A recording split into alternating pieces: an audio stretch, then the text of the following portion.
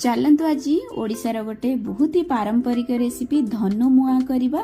एटा हम सब ओडियांकर भी बहुत प्रिय, एकदम परफेक्ट माप परफेक्ट मेजरमेंट सहित मु बतेबी आपनको ए सहज रेसिपीटी जहाको आपण घरे अति सहज रे रिक्रिएट करि परिबे।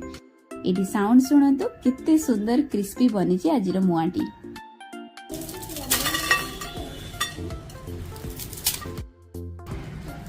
नमस्कार, मु ज्योति स्वागत करछि आपण समस्त को ज्योतिष खाना पीना रे। रेसिपीटी आरंभ करबा पूर्व रिक्वेस्ट रहिला, जदि रेसिपी पसंद आसे भिडियोटी को लाइक करबा को बिल्कुल भूलिबेनी। चैनल ले फर्स्ट टाइम आसी भिडियो देखुथिले जिबा पूर्व सब्सक्राइब टे करके जिबे।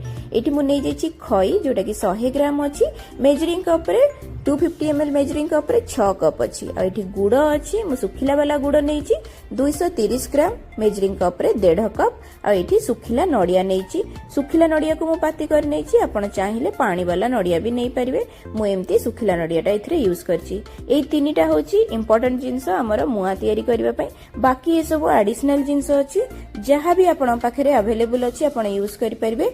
एटा गोटे बड़ चामच देसी घी अछि, आ एठी किछिटा मसला अछि। जदि आपण पाखरु आ भितरु किछि जिंस नाही, आपण चाहिले ताको स्किप भी करि परिबे। सबुठु प्रथमे आमे खईटा को भाजी नबा। जदि खरा भल से होउछि, टाण खरा होउछि, गोटे दिन खरा रे खई को सुखै दियंतु। खई रे टिके क्रिस्पीनेस आसी जिवो, टिके कुडमुडिया हे जिवो। खईटी पवन बाजी की खई टिके सिपी जाई थाए, जोथरे की मुआ बहुत भलो बनेनी। एठी लो फ्लेम रे गैस को रखी की आमे 4 रु 5 मिनिट जाय कंटीन्यूअसली एम्ति चलेई किरी खईटा को भाजी नबा।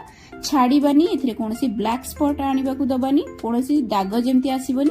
धळा धळा रहिबो खई, किंतु टिके भाजी हे जिवो।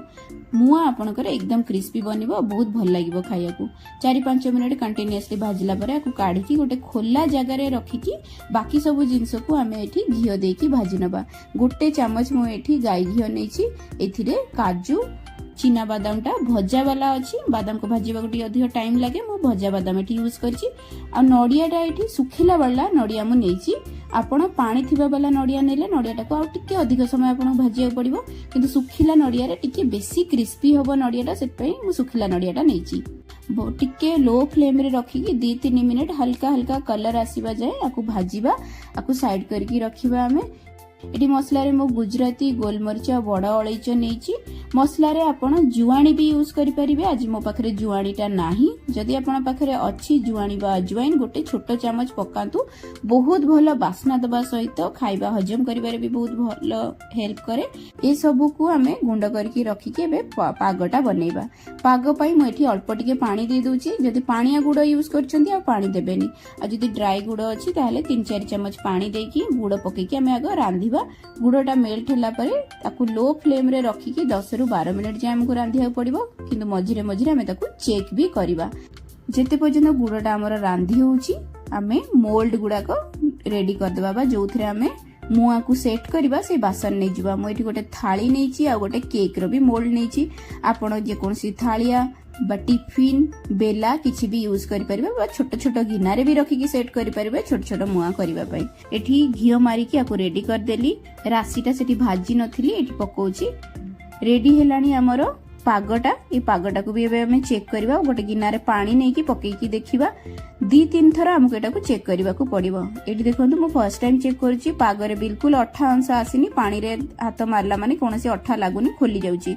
पाग बिल्कुल रेडी हेनी। 2 मिनिट रांधि सरला परे मु आउ थरे चेक करछि। एबे देखंतु पागटा हमर अठा हेई आसिलानी, किंतु सेति की रांधि हेनी जेति की कंसिस्टेंसी हमको मुआ पई दरकार। आकु मु आउ थरे गोटे रु 2 मिनिट रांधि नउची। फ्लेम को कंटीन्यूअसली आपण लो रे रखी की रांधिबे। एठी हाई फ्लेम कले संगे संगे आपण को गुड़ पोड़ी जिवो। एबे देखंतु केमिति पागटा मोटा मोटा हेकी देखाउची, ड्रॉप ड्रॉप हेकी हमर पूरा पडुची। एबे आकु पूरा रेडी हे जाइची। केमिति जानिबाडा रेडी हे जाइची बोली, जेतला हाथ रे नै की आपण को बॉल बनेबे आ हाथ रे टिके प्रेस करिवे, से आराम से जो शेप आपण दबा को चाहिबे से शेप आपण कर हे जिवो। गुड़ एम्ति खोली जिवोनी, बा हाथ रे जदी एम्ति फ्लैट करके भी देखिबे कोठी किछि लागिबोनी। आराम से देखंतु केमिति फ्लैट हे जाउची। एठी मु पकेई की भी देखौची। जेतोळे एम्ति गोटे साउंड आसीबो जानिबे आपनकर पागटी बिल्कुल रेडी हे जाइची। जदी साउंड न आसी थांता, नरम थांता, ताले पाग हमरो आउ टिके रांधिबा को पड़िबो। एबे मसला सहित भाजिकी रखिथिबा काजू नडिया बादाम सबको भी पकई नबा। गोळई सारला परे मु एथिरे गोटे सिक्रेट जिंसटे पकेइबी। आकु पकेइला मात्रे आरो टेस्ट और टेक्सचर पूरा बदल जिवो। एठी देखंतु बेकिंग सोडा बा खाइबा सोडा मु एठी पकेइछि, मात्र गोटे पिंच पकोउछि। आकु पकेइले मुआ एकदम लाइट बनिबो।